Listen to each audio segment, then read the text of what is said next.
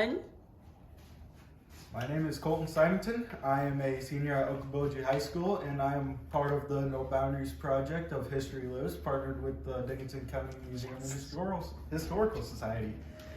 Today I am going to give a short presentation about Mr. Fred Gilbert here. Fred Gilbert, he had a lot of nicknames, and two that he's most famous for is Dude and the Wizard of Spirit Lake. Those are what he's basically known as around here.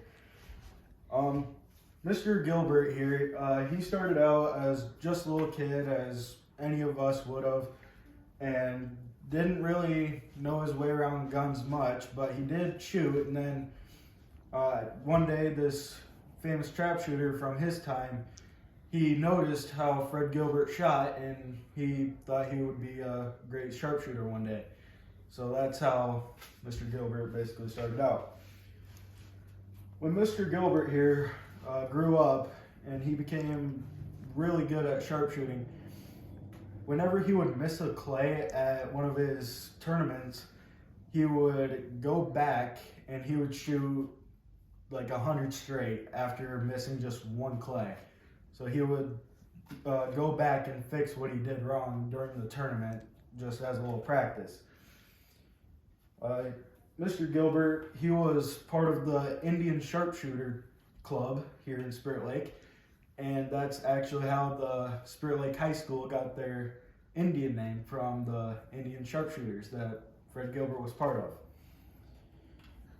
Mr. Gilbert, he went all over the world, and one year he went to Baltimore and he shot with the world best sharpshooters back then. And this was when he has never been in a competition before or even knew that there really was any. So he was at Baltimore and he surprised everybody. He beat all of the world best shooters there, and that's how he became known as the Wizard of Spirit Lake. He worked for the DuPont company, which was like Winchester today. They made shells, and I think they made guns too. And they actually hired him, and they sponsored him to go to different tournaments and use their ammo, and I think that's even one of their guns. I'm not 100% sure. It's an L.C. Smith gun. Smith, right. But that is his actual gun in the display case. His family was part of the massacre here in Spirit Lake, and his half-brother, as he would become later on, he was drug out of their house, and the Indians poured hot water on his half-brother's leg and would severely burn him, and that would later on lead to the Spirit Lake noun of the Spirit Lake Massacre. There's actually a park here in Spirit Lake called the Gilbert Park. It was established in 1874, named after Fred Gilbert of Spirit Lake. Here on the table, we have a clay flyer, or a white flyer from back in the time. Now, if it was Fred Gilbert's, it obviously wouldn't be intact anymore, because he would have shot it and it would have exploded. But a scuba diver out of Spirit Lake went down and found this.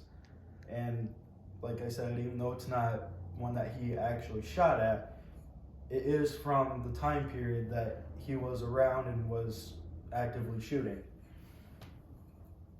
Here behind me, in this picture in the display case, we have a picture of a DuPont sponsored event to honor Fred Gilbert.